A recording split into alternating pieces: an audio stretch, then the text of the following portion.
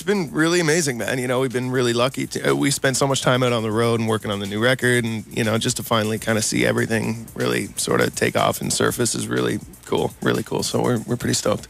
Man, we've done so many shows. I mean, you know, going to Europe and going to Brazil, just playing in different countries is definitely I mean, for me, it's a big highlight, you know. But just to be able to do really what we love to do for a living is a highlight in itself.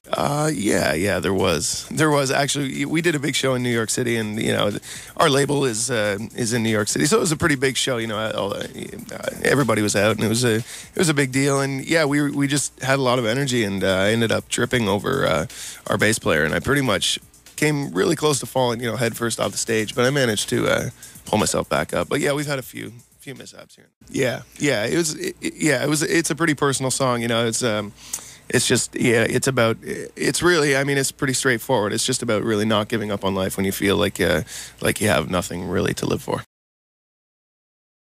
Any female character?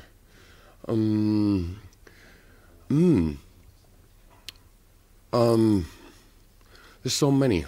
Eve could be quite interesting. Elizabeth Bathory could be quite interesting. It'd be nice to bathe in the blood of virgins, and you know, and she had spent the rest of her life locked in a tower. I live in a tower, so I think I'd actually feel quite comfortable for it. So, you know, with it. So I think Elizabeth Bathory. Romantic. Romantic.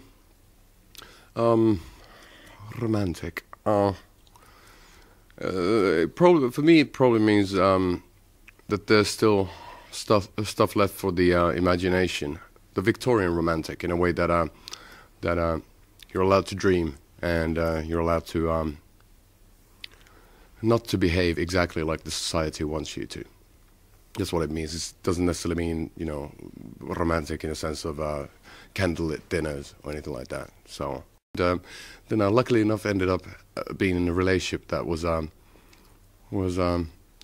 a lovely way terrible and very straining one. And then I, you know, just, I don't know.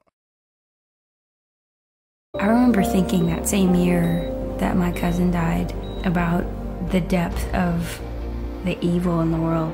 I never wanted to have kids. It was just a new person to suffer. I couldn't get away from my own depression. And I remember thinking, I'm tired of the pain in my heart. I'm tired of going to bed that way. I'm tired of feeling like a burden. I'm just tired of not knowing why I'm alive.